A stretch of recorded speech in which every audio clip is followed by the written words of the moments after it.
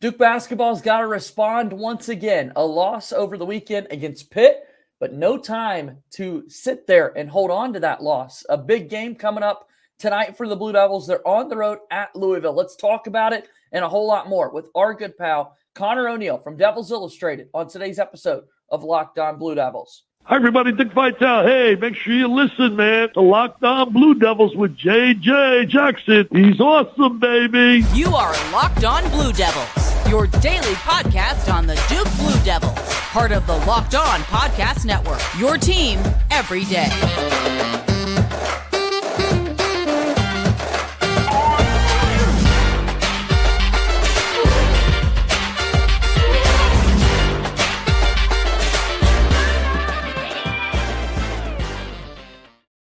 Hello, everybody, and welcome into another episode of the Locked On Blue Devils podcast. My name is JJ Jackson. Thanks so much for being with us here today on Tuesday, January 23rd, 2024. Locked On Blue Devils, of course, your one-stop shop in the podcasting world with everything going on in the life of Duke athletics. We're going to talk a lot about Duke men's basketball today following a tough loss over the weekend against the Pittsburgh Panthers. Duke's got a quick turnaround. We're playing tonight at Louisville, taking on the Cardinals. So we got to discuss all of that and a whole lot more with our good friend Conor ONeal from Devils Illustrated. If you have not done so already, please be sure to follow and subscribe to Locked On Blue Devils for free, wherever it is that you get your podcasts. Also, make sure that you watch the show on YouTube. Hit that subscribe button, like the video, give it a thumbs up, share it with your friends. Your support just means so much to us here on the program. Follow us on X at LO_Blue Devils. And I'm there as well, at _JJ_Jackson_. So without further ado, we bring them on in now, and it is Conor ONeal that joins us here on today's program. Conor, I hope you're doing well, man. Thanks for joining us. I'm a little groggy, but thanks for having me. It's a doubleheader on Saturday and then a Monday night trip to Chapel Hill. But we're here. A lot of good basketball played over the last, 72 hours or so. Absolutely. We're here always talking Duke basketball with you, but you, of course, also do some work with Deacons Illustrated and do the exact same setup as you've got with Duke. You're covering Wake Forest at the same time, and pretty awesome the work that you're putting there in the life of the ACC. So as we talk about this Duke basketball team, however, you had the doubleheader on Saturday. You start the day with the Wake Forest game later that night. You're going into Cameron Indoor, and all of last week we're wondering, okay, are Jeremy Roach and Mark Mitchell going to play? Kind of talk us through the lead up to that game, Conor, and what you were thinking about the game in particular as you find out the news that they would ultimately not be available. I kind of went into it thinking that there was a chance we'd see Jeremy. I had kind of ruled out in my head that we wouldn't see Mark. That doesn't come from inside information. I tried to get insight on that and struck out over the week. I just felt like, with John saying on Monday's teleconference that it wasn't a long-term deal with Jeremy and he was day-to-day, that they'd be able to get him back to a point where he'd play. He's played through some stuff before. Like we saw him try to gut through the toe injury last year, if you remember, in December and in January, until he had to sit out those 3 games. But it was, every team structures their pregame routine a little differently, but there's always this, after guys get their individual work in, and you'll see like Tyrese Proctor out there working with Jay Lucas a bit. The freshman guards get out there and work. The forwards will come out and shoot. There's always one moment where Duke starts stretching as a team and they start going up and down half of the court and doing all kinds of calisthenic stuff. That's when Mark Mitchell was sitting in a polo on the baseline in front of us, where we sit in. The media that goes out to the court usually stands behind the chairs on the baseline, and he's sitting right there in front of us. So it's like, okay, well, he's out tonight. And Jeremy Roach wasn't even with the team. So that was a little weird. Like that was there have been other games this year where he's joined them like during that stretching routine, which makes you think like, okay, he's already done this part of it, or he's doing it somewhere else off the court that we don't see. So you don't read too much into it at that point. But then later on, he came out in a polo also. So it was like, okay, Duke is without, 26, 27 points a game. Jeremy Roach is, and then you get into the steadying influences that those guys have. Like Jeremy Roach has been everything that a fourth-year guard should be for a team like Duke. Mark Mitchell had his career high in 2 games in the same week a few weeks back. He's a really gritty and tough player and really comes up big in those spots that Duke needs him to. And missing those 2 guys, that put a whole new tone on that game to me. And then Pitt comes out and scores the first 9 points, and it's like, Duke is very much in trouble tonight. No doubt. I mean, you beat the team by 22 points at their place, but then the whole vibes are different when 2 of your starters for the majority of the season are not available, and you've got to find another way to kind of combat that. We see Jalen Blake's in the starting lineup for the Duke team as kind of a fix there, and they ultimately decide to go with those 4 guards around Kyle Filipowski. But then, scored in the game's 9 first points, not the start I think that Duke wanted to see on Saturday. Yeah, I don't have much of a issue with John starting the 4 guards because, as he pointed out, like Pitt basically starts 4 guards. Blake Hinson is a 6'8", 220 or 230-pound guy. He's a guard. Like he is an oversized. He is a guard in a forward's body. I don't think that was as much the problem. It was just Duke came out flat, and it was the second game in a row. And I want to say it's a trend. They came out slow against Notre Dame, but that was just kind of a grinded out game. And they came out slow against Syracuse. And you could argue they came out slow against Queens. Like you start going through the schedule here, and it was the game at Pitt that's the only one in the last 6 or 7 that you can point to and say Duke really came out and played well from the tip. So that was one thing that John talked about yesterday on the teleconference was just they've got to figure out a better way to start games. And it's kind of funny because if my memory serves, we were talking about the same thing at one juncture last year. The Miami game down in Miami comes to mind when they got run off the court. Norchad Omier was like 2 for 11 shooting threes and hit 2 of them in the first 5 or 6 minutes. And it was all downhill from there. But I feel like we were having the same conversation a few times last year about this team starting slow. And when I say that, I say it in kind of a reminder of, yes, this is a more experienced Duke team than we're used to seeing in any of the last really 11 to 12 years. They're still young. Like they still have a bunch of sophomores that are asked to be team leaders and do things that you're typically, in traditional college basketball, you're asking that stuff of 3rd, 4th, and 5th year guys. And a lot of teams are asking it of transfers. And Duke has 1 transfer on the roster, and it's Ryan Young in his 6th year and 2nd from Northwestern. So it's still a young Duke team. I don't think that, the last half of the season, they're still going to be starting games slow. Like last year, they figured it out. This year, they should figure it out again. If you want to be disappointed that it's a repeat mistake from last year, then that's fair. And that's a criticism that I think John Shire would tell you you're completely on base with. But yeah, they've got to figure out how to start games better than what they've done. Well, they get back in action a little bit later tonight, taking on Louisville, a home game against Clemson coming up this weekend as well. So how can Duke start better? How can they perform better in these games? And we'll talk about some of those things after we take our first time out here on today's episode of Locked On Blue Devils.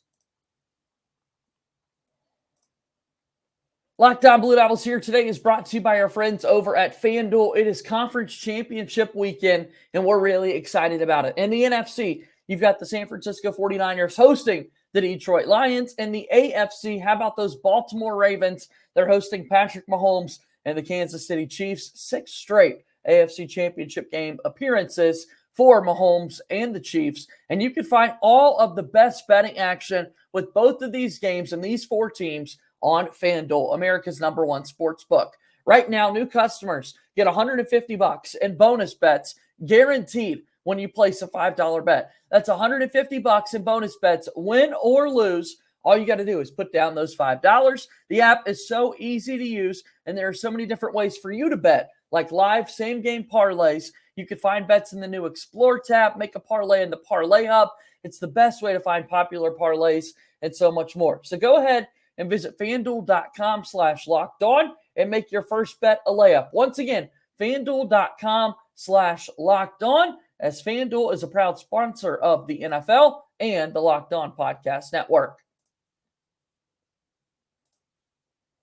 Moving forward here on today's episode of Locked On Blue Devils, JJ Jackson alongside Conor ONeal. So Duke basketball loses by 4 against Pitt, and now we move into the Louisville game coming up. And the first thing that people kind of want to know is what's the status of Mark Mitchell and Jeremy Roach? Are they going to play, or is this another game where Duke's got to be able to do it without those guys again? To your point a little bit ago, Conor, I kind of had that same feeling that maybe Roach returns sooner than Mark Mitchell does. But nonetheless, this is a relatively quick turnaround from the last game that we had for the Duke team. It's not like last week when we had the full week off with no midweek game for Duke basketball. Yeah, it's tough, and you just got to go on what John said yesterday, basically. He said both guys got good individual work on Sunday. That's usually a light day after a game. And it was all going to – whether they play depends on whether they practiced yesterday before the team left for Louisville. And I don't have an answer to that. I wish I did. I would love to have an answer to that because it would give you an inkling and you'd be able to know. Here we're talking, about a little less than 10 hours before tip. But I don't know. Typically, I don't know if every single program is like this, but I don't know if every doctor is like this. But basically, if you can practice, then you can play. Until you can practice, though, you're not going to be able to go out there and play. You're not going to miss a practice and then all of a sudden be better on the day of the game, and they're going to throw you in there. So we'll see. As much as you want to say that Duke does not need either one of them against Louisville because they're in last place, it's not the same train wreck Louisville team that they were last year. There's some actual legitimate ACC talent on that roster. And, the only thing you really have to tell teams about Louisville this year is they won at Miami. That's one of the best wins any ACC team has this year. So that should be able to wake you up and let you know, this is not the Louisville team that we watched last year and just wondered, are they going to go 0-20 in the league?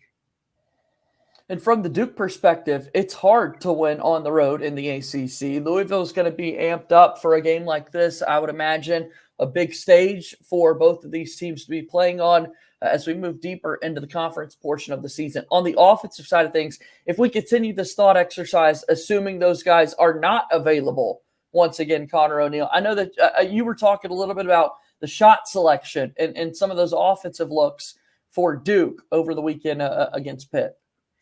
Yeah, John thought that it was the second game all year that Duke took more 3-pointers than 2-pointers.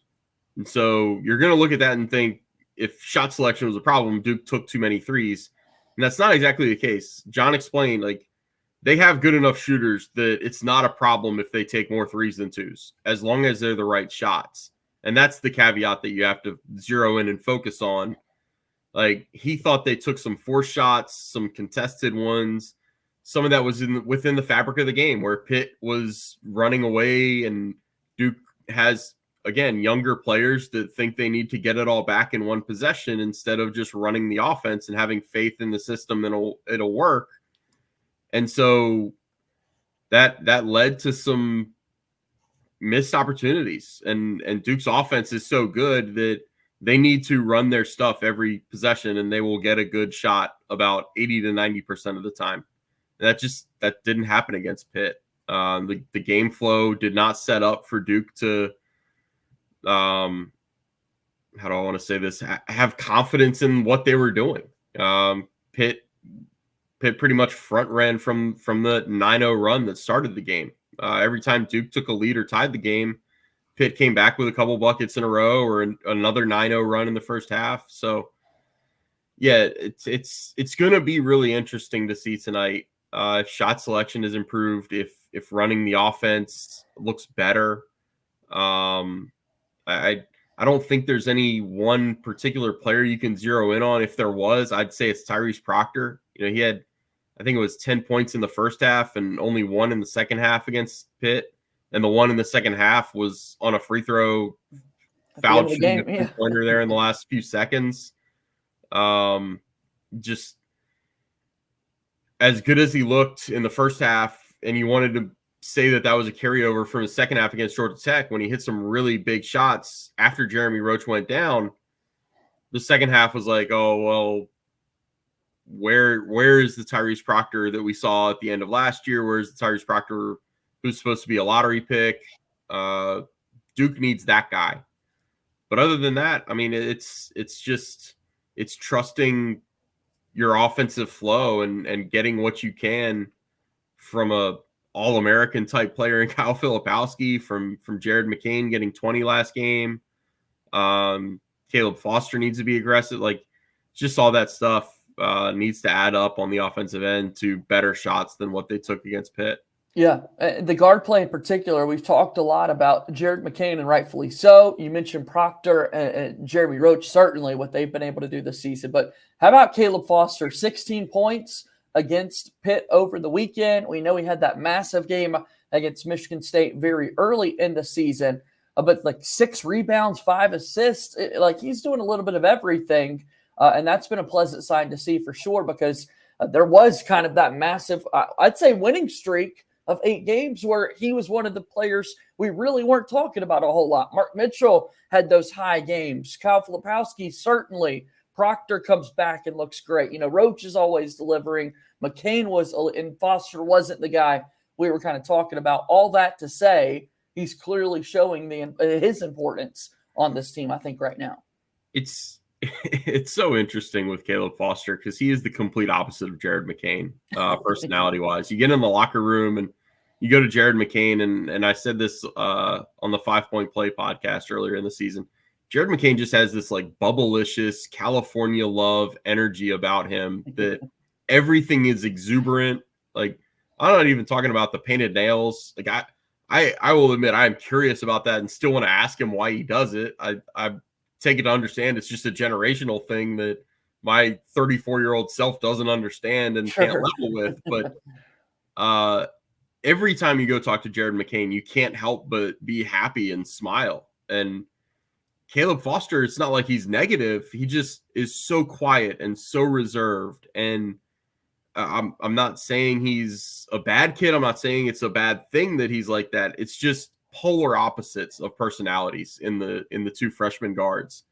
And so where I'm going with that is kind of Caleb Foster has had these games where he's been really good and had really good floor games in the 8-game winning streak. Playing point guard while Tyrese was out, it was a really big step for him. I think it helped accelerate his growth a bit. But then the other night he winds up with 16 points and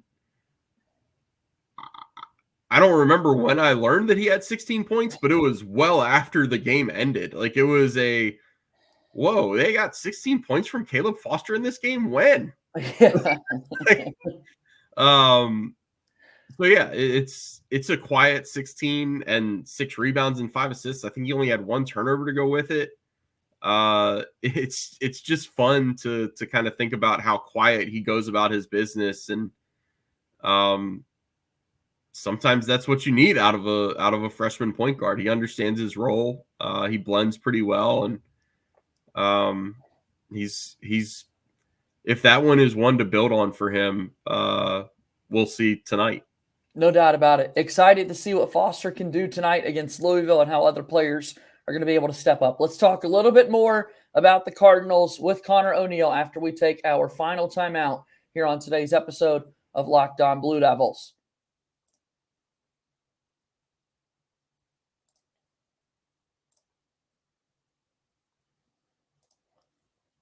Here on the Locked On Podcast Network, we're really excited to tell you about the first ever national sports 24/7 streaming channel on YouTube. Of course, we're talking about Locked On Sports Today. It's here for you 24/7, covering the top sports stories of the day with the local experts of Locked On, plus our national shows covering every league. That's right. If you go to Locked On Sports Today, the channel is live all the time. The first ever national sports 24/7 streaming channel. Go to Locked On Sports Today on YouTube. Hit that subscribe button as well. Thank you for your support here on the Locked On Podcast Network. Let's wrap up today's episode of Locked On Blue Devils. I'm joined by Conor ONeal from Devils Illustrated. Promote some of your work, if you will, Conor. Yeah, it's Devils Illustrated is duke.rivals.com. I'm the publisher over there. I'm giving you a lot of good Duke content. There's a preview about Louisville tonight. I've got a pretty unique perspective on Louisville, given I watched their previous game in person when they played at Wake Forest. Sure. I can really dig into some deep details and get you ready for games. And so over on the message board, I've got a little update on Common Malawak, who was there on Saturday night, the big 7'2" guy who's kind of Duke's last class of 24 recruiting target. So it's good insight. It's sourced info. It's unbiased, and hope people check it out. Go check it all out. Join the Devils Illustrated community. Follow Conor for his work on X at Conor ONeal_DI at Duke Rivals for the website there. So we're talking about Duke and Louisville. You can look at the records: 6-12 overall on the season, 1-6 in league play. People are just every day, it feels like, what's next for Kenny Payne and the program? A lot of the conversation ends up having nothing to do with the actual basketball side of things for this team in particular. Of course, we'll see as they pan down that Louisville bench, a familiar face once again with Nolan Smith serving as one of the assistant coaches for the Cardinals. But what all do we need to know about this team with what they do on the basketball court, Conor? Well, I just watched them give up 18 threes. Okay. And I don't think Duke is going to make 18 threes tonight. I do think the way Louisville plays defense is going to give Duke some open shots. And I think that's obviously a good thing for a Duke team that I think they've hit 31 in their last 3 games, double digits in every game. Obviously have a lot of good shooters, even if Jeremy Roach does not play in this game tonight. You can see some open shots from Jared McCain, and all he needs is one to go down, and it feels like he'll make 3 or 4 in the next couple minutes. Kyle Filipowski's obviously been shooting the 3 ball really well in the last couple weeks. So it's a Louisville team that they're going to give you some open shots. And the other part that I would zero in on, and I wrote this into the preview for this game, and the way I phrased it was maybe it seems like I'm picking on Louisville a little bit, and it's meant that way. Louisville in their last 4 games has started a walk-on in every game. And the first 3, it was Hersey Miller. On Saturday, it was Zan Payne, the son of Kenny Payne. And they've gotten relatively nothing out of those players. Like Zan Payne got trapped in the Wake game for the first 10 minutes of the first half because the under 16 media timeout didn't come until 10:24 left in the first half. He played those 10 minutes and had no stats. He did not have a rebound. Like he had no stats, and Wake just kept going to Andrew Carr, the player who was matched up against him, and he put him in a spin cycle for a bucket. He got an open 3 because he was late on a closeout. I'm thinking Louisville is going to keep starting a walk-on. If not, then all this goes for naught. But if Louisville starts a walk-on again, it's kind of as simple as when Duke would play it at Carolina on senior night, and they'd have one of those Blue Steel or whatever, one of those guys on the end of the bench would get a token start because he's a senior. It's like, okay, well, Duke should give the ball to the first-round pick that he's matched up against, and he should isolate on him and go score. And that's points. Like it's that simple. If you're going to put somebody in the game like that, then take advantage of it. And so keep an eye on that. Like that's the first thing to dial in on at 7:02 tonight. That's what you need to look for. I had not realized that, Conor, and I can only imagine how many other Duke fans or just ACC basketball fans in general are realizing this. Not only is the team off to a crazy start, like what's the thought process behind all of this? That's crazy. 4 straight games with the walk-on starting out there. Yeah, it's. I think Louisville media is still kind of trying to wrap their head around the thought process. Kenny was on the teleconference yesterday saying that he thought Zan gave them good minutes, and he started 4 really skilled offensive players around him. With Sky Clark is a guard who was committed to Kentucky for a year and a half. He went to Illinois and left the team last year. He's really skilled. Mike James is really skilled. He's the one that's been there and been good last year. What's the Ellis guy's name? Is Ellis. Ellis is in Arkansas. Yeah. It's not Ellis. Ellis is just trapped in my head.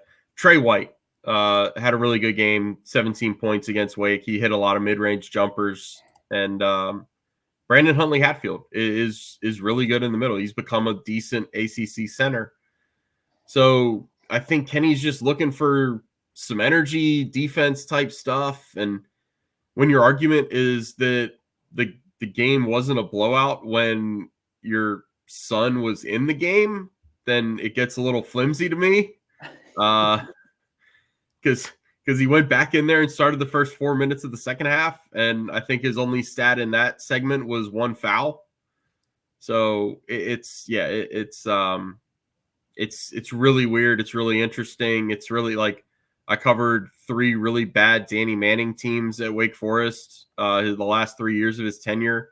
Steve Forbes' first year was awful at Wake Forest. It was a team that he had to recruit basically off of Zoom.